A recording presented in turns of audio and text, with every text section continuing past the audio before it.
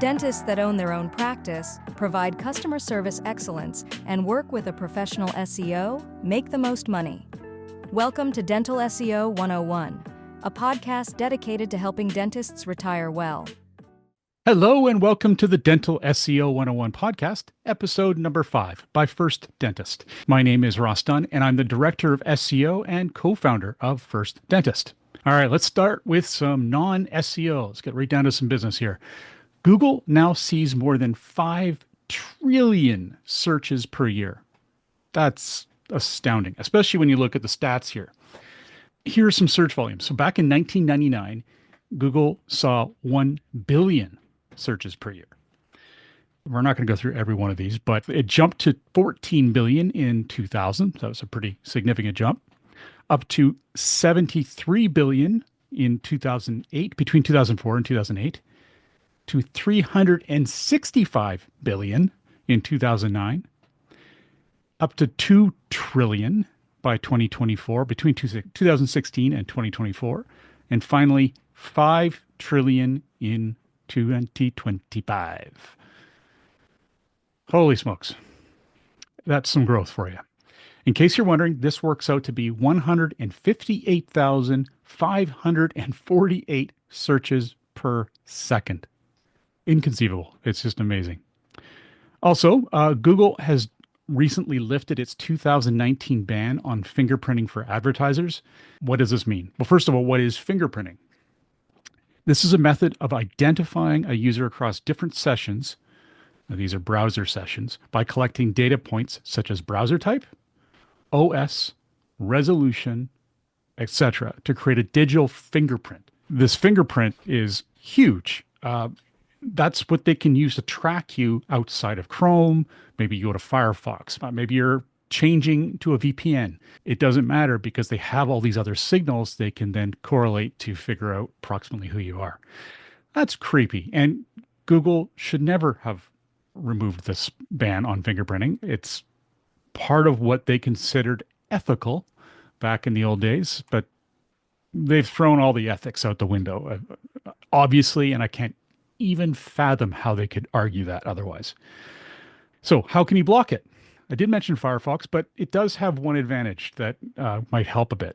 Firefox Enhanced Tracking Protection blocks a list of known fingerprinters and limits the information your browser exposes at all times to combat suspected fingerprinters. Now, will this work? It's hard to say. The people running these systems are so advanced that I'm not even sure Firefox will be able to block it, but at least you'll have a better experience if you do that, if you're concerned about privacy. Anyway, by allowing this fingerprinting, advertisers will now be able to track you across the web, and you'll start to see more, I'm not sure if air quotes apply here, but accurate advertisements. And I don't really like the idea that they can follow me. I'm not behind this at all. Another piece of news here is Google is being sued by Chegg. I've never heard of this company. It's a publicly traded educational company. And they're suing Google over AI overviews. Now, the AI overviews, if you don't recall, are the reviews or essentially the AI response you see in a search engine result before you see the classic search engine results we're all used to seeing. They have stated that the AI overviews are materially impacting their acquisitions, revenue, and employees.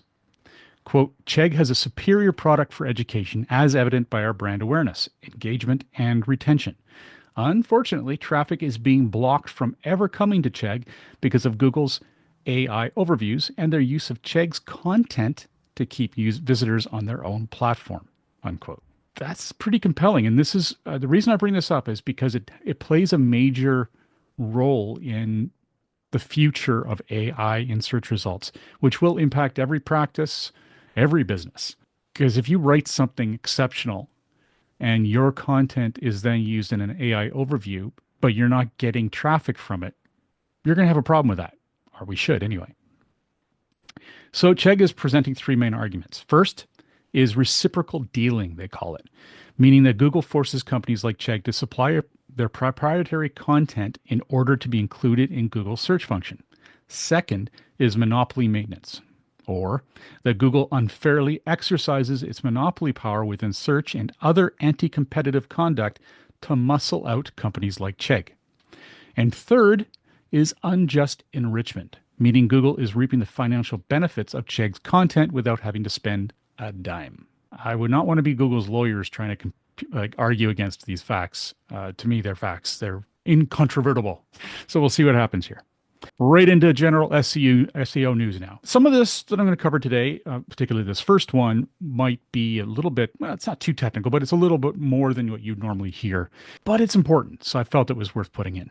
Topic here is using the date published plus the date updated can wreck your organic click-through rate.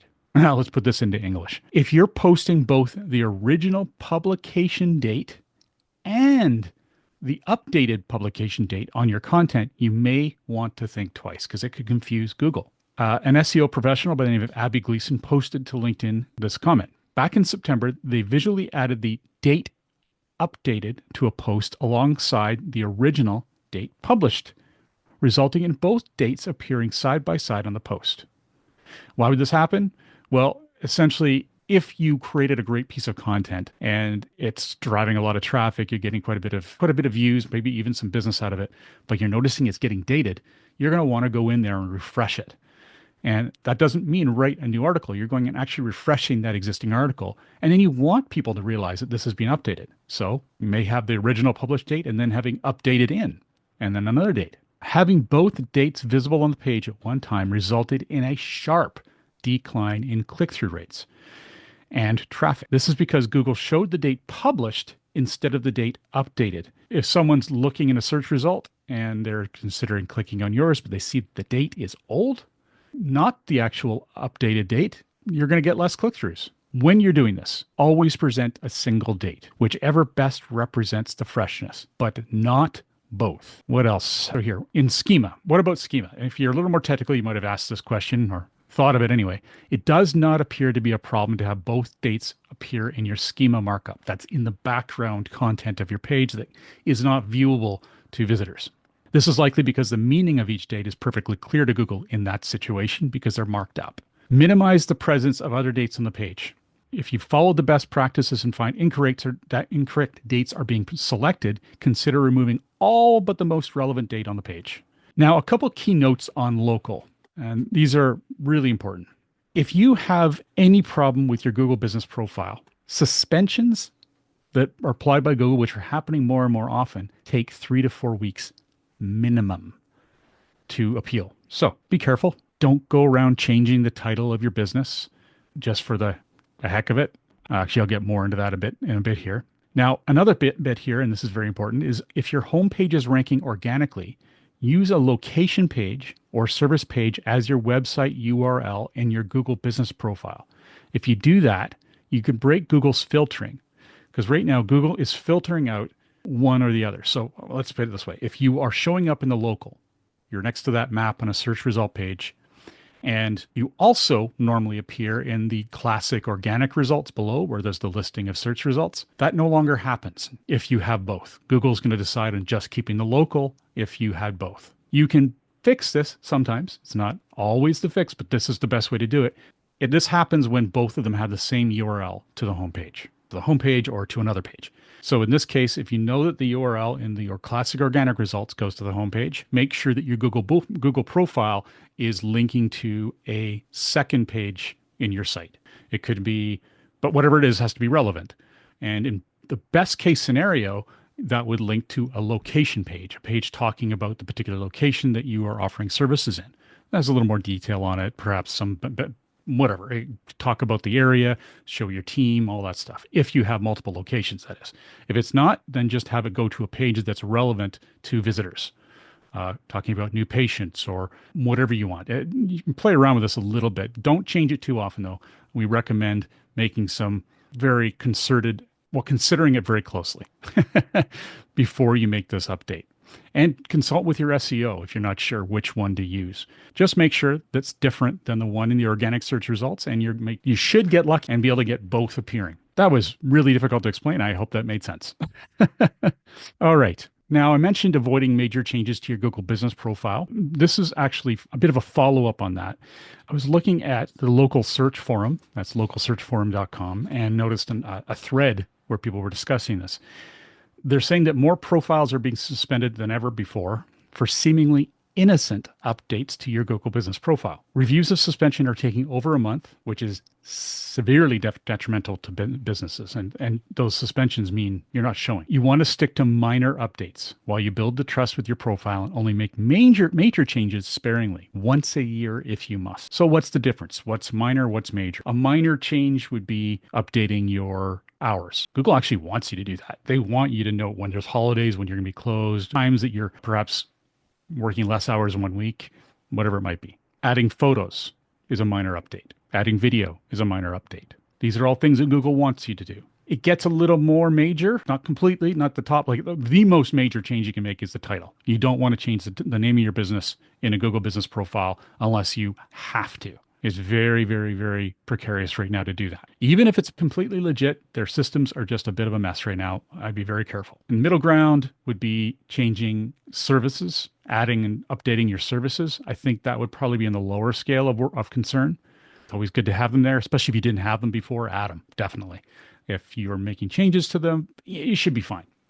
I wouldn't worry about that too much. Categories, however, are causing problems. So if you make a change to your category, consider that a significant, almost major change. Unless, well, even if you're removing one, I just wouldn't mess with the area right now, assuming Google gets its act together and things get better instead of worse. I can't guarantee that because Google Local is a dumpster fire, has been, and always will be, it seems. So we'll never know what happens. Survey. 42% of people say Google search is becoming less useful. This is a Search Engine Land article and a survey by Vox Media. Apparently 61% of Gen Z and 53% of millennials are using AI tools instead of Google or other traditional search engines. 76% say that more than 25% of Google shopping results appear to be sponsored or promoted. Big shock there. Google is getting greedy. Only 14% described those sponsored results as helpful. 42% said Google and search engines are becoming less useful. 55% said they get information from the community more than online search platforms. 52% said they used AI chatbots or alternative platforms such as TikTok. Don't recommend that. For information instead of Google. 66% said the quality of information is deteriorating. There is a Verge slideshow about this if you want to check it out on theverge.com. They quote that legacy tech, such as Google and social platforms, are rapidly losing ground as trust and authenticity fades, with more people flocking to AI chatbots, niche communities, and platforms like TikTok. This signals a massive shift and opens the door for disruptive entrants that can offer more authentic, trusted experiences. Unquote. What can you take away from this? AI tools, that's the one thing that got my attention right away, are being more often used than traditional search engines. And we're going to see that more and more. And that's what's got Google worried. That's why we're going to see a lot more AI being rolled out by Google this year, like dramatic amounts. They've got to protect their base. They're already losing market share, thankfully. And again, from an SEO's perspective, when we're working on our dental sites, we're focusing on ensuring that the content within the site is overview worthy. That's tricky. So, and I say that because every dental practice may say the same thing. So how do you differentiate yourself? Detail. That's one way, being more detailed in your content. Another is providing more regular content on your site. Pardon the pun, but that's like pulling teeth with dentists. You guys are busy. And we are always, well, we have to hassle you, and we don't like to, but we will, to ensure that that content is put out there. If you need us to create it, we'll do it. Obviously, that does increase fees. The fact is, though, if you want to stay relevant, you got to create the content that AI wants to see. And it's going to be an ongoing battle as this gets stronger and stronger, the force of AI. I think that's a positive because, again, if you work for it, you will stand out from the rest. And that is what we do for you. We want to ensure that that's the case. And I kind of love it when we get that opportunity. Here's another part on AI. AI search engines often make up citations and answers. So, according to a new study from Columbia Journalism Review, AI chatbots, I sounded very Canadian there, didn't I? AI chatbots and search engines often provide wrong answers and make up article citations. The study focused on how tools access, present, and cite information from news publishers. The study performed a total of 1,600 queries. It randomly selected 10 articles from 20 publishers. They then selected digital excerpts from these articles to formulate their queries, deliberately choosing excerpts that would return the original source within the first 3 results if searched in a traditional search engine. Their focus was to assess how well chatbots could identify article headlines, original publishers, dates, and URLs based on the excerpts. The findings were a little concerning, but humorous in some regards. Okay, first of all, chatbots provided incorrect answers to more than 60% of the queries. For instance, Perplexity had a 37% incorrect response rate, which isn't actually that bad, while Grok 3, that is Elon's system, had an error rate of 94%. Not going there. Okay, confidence in incorrect answers. Premium models often provide confidently incorrect answers more than free versions, raising concerns about users' ability to discern accurate information. Next, disregarding crawler preferences. Many chatbots bypassed robot exclusion protocols, leading to potential misuse of content from publishers who had explicitly blocked access. That's a big issue.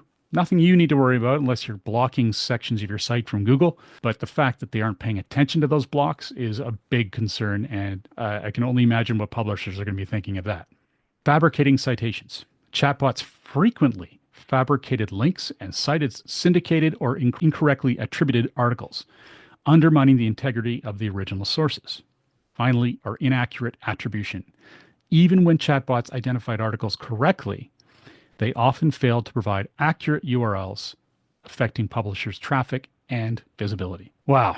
So overall, chatbots produced incorrect answers to more than 60% of all queries across all tested models. Be careful with what you get out of those systems. All right. On behalf of myself, Ross Dunn, Director of SEO and co-founder of First Dentist, thank you for joining me today. If you have any questions you would like answered either on the podcast for free or on a more private consulting basis, please email info@firstdentist.com.